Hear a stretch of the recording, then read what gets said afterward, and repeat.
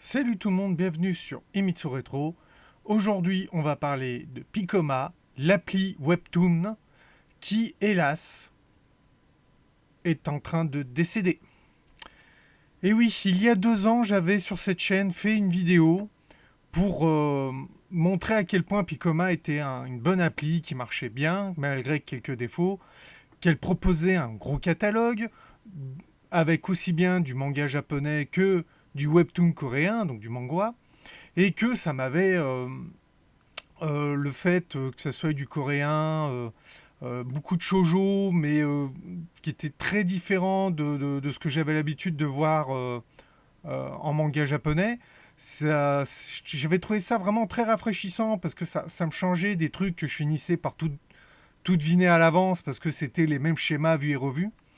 Hélas, la société coréenne qui détient donc Picoma France a décidé de mettre fin à l'application. Donc ils ont annoncé en mai 2024 l'arrêt de l'application. Donc en fait ça se fait en 2 temps. Le 30 juin 2024, donc quand vous verrez cette vidéo, ça sera déjà acté.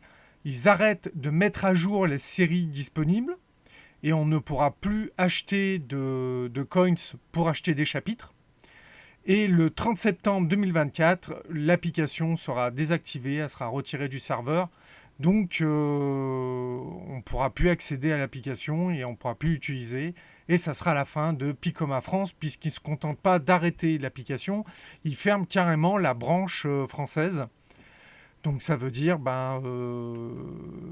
le personnel informaticien pour mettre à jour l'application, pour développer l'application, les traducteurs, fin des exclusivités, parce qu'ils avaient quand même pas mal de séries qui étaient en exclusivité sur leur application et qu'on ne trouvait pas ailleurs. Donc la raison, c'est le manque de lecteurs. Pour eux, il n'y a pas assez de lecteurs.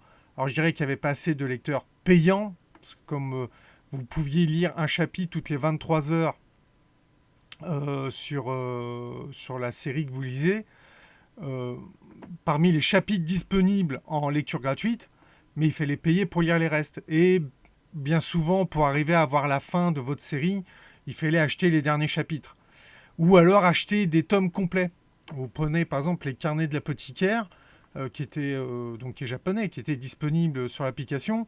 Elle n'était pas vendue chapitre par chapitre, mais tome par tome. Donc là, tu étais obligé d'acheter les tomes, mais ça te revenait à 5,99 € le tome. Donc c'était moins cher que d'acheter le bouquin physique. Mais tout ça est fini. Alors moi, personnellement, qui avait dépassé les 200 séries, qui claquait facilement entre 20 et 50 € par mois dessus, sur 2 ans, je vous laisse imaginer ce que ça m'a coûté. D'ailleurs, j'ai acheté plus de mangas parce que j'avais plus de budget pour acheter des bouquins. Bon, du coup, je vais retrouver un peu de pouvoir d'achat, hein, on va dire, ça va me faire du bien. Mais j'avoue être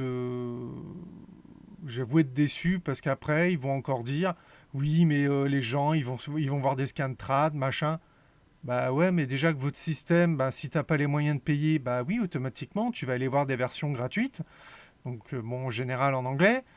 Et maintenant, vous arrêtez votre truc. Bon, désolé, hein, on va continuer à aller voir du Scantrad.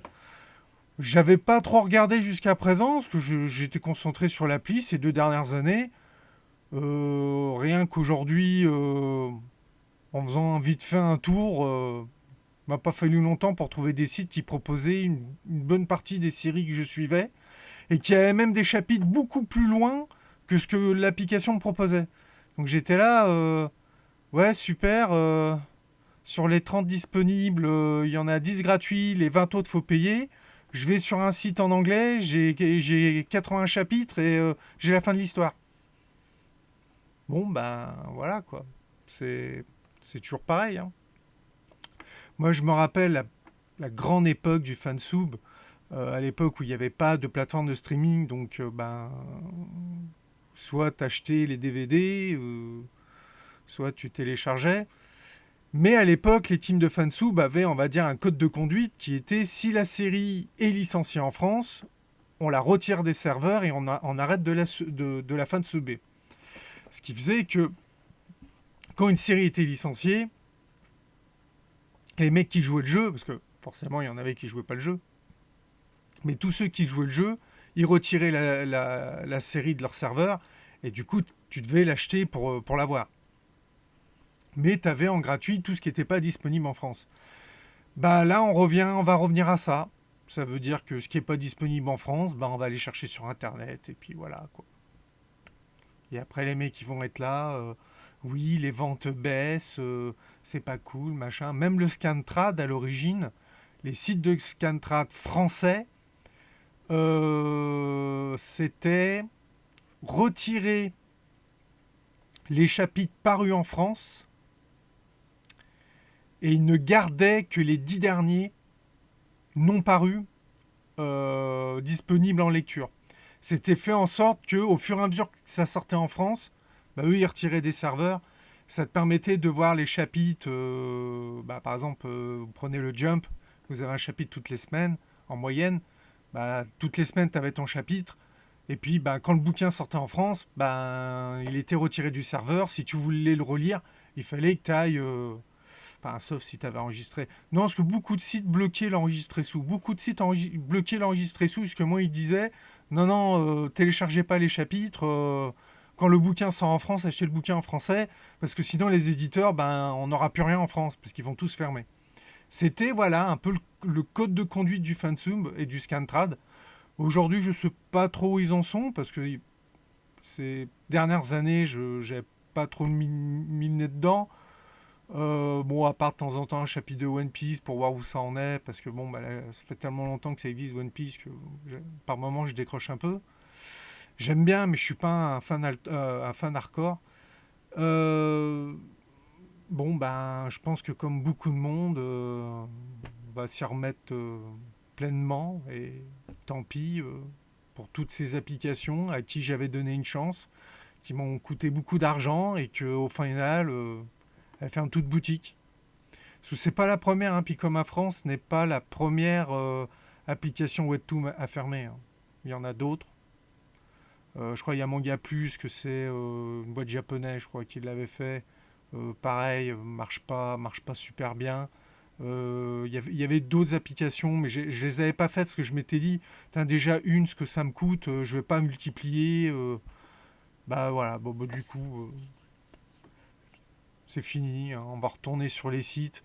Et quand je vois la facilité avec laquelle on les trouve, moi, comme je vous dis, j'ai connu l'époque du fansub, et quand le fansub était roi, il fallait que tu ailles sur IRC avec des chaînes de commandes pour arriver à télécharger ton épisode, ou alors en idonkey ou en imul.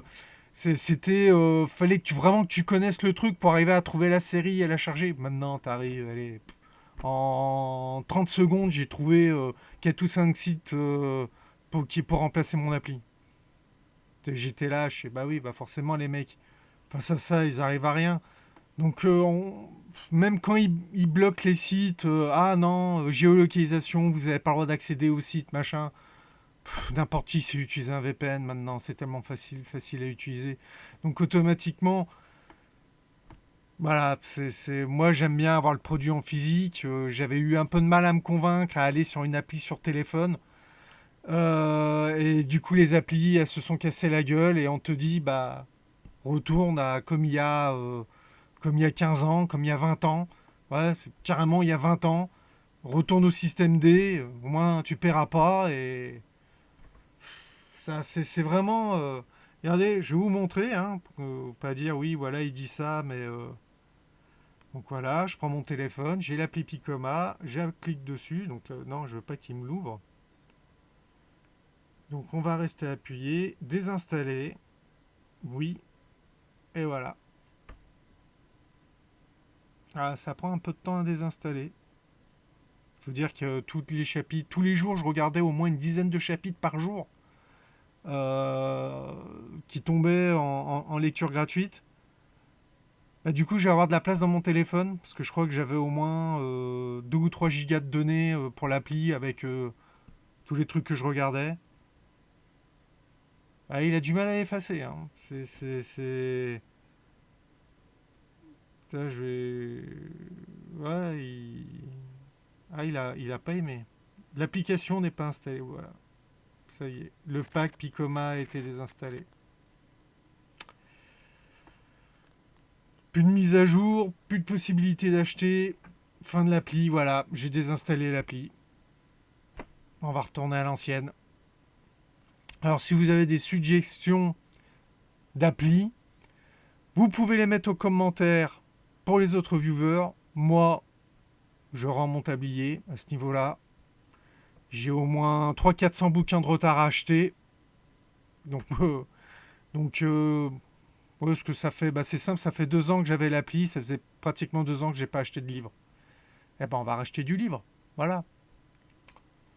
Ça tombe bien, j'en ai vendu pas mal pour payer les pièces de mon nouvel ordinateur, donc j'ai un peu de place, du coup. Ah, franchement, ça me fout grave le somme. Ça me fout vraiment. Je suis vraiment dégoûté parce que l'appli était bien et même à l'étranger, ça marchait. Je m'en suis servi à l'étranger, il n'y avait pas de problème. Les chapitres, je trouvais qu'ils étaient un peu chers par contre, que c'était. Des fois, un chapitre était coupé en 3 parties. Tu te dis, ouais, donc normalement, il devrait être d'un bloc. Devoir payer 3 fois, non, ouais. Tout était pas parfait, mais bon. Si quelqu'un de chez Picoma voit cette vidéo, je vous dis merci pour votre travail, parce que c'était vraiment très bien. Et tant pis, c'est dommage. Allez, je vous dis à bientôt pour une prochaine vidéo. Bye.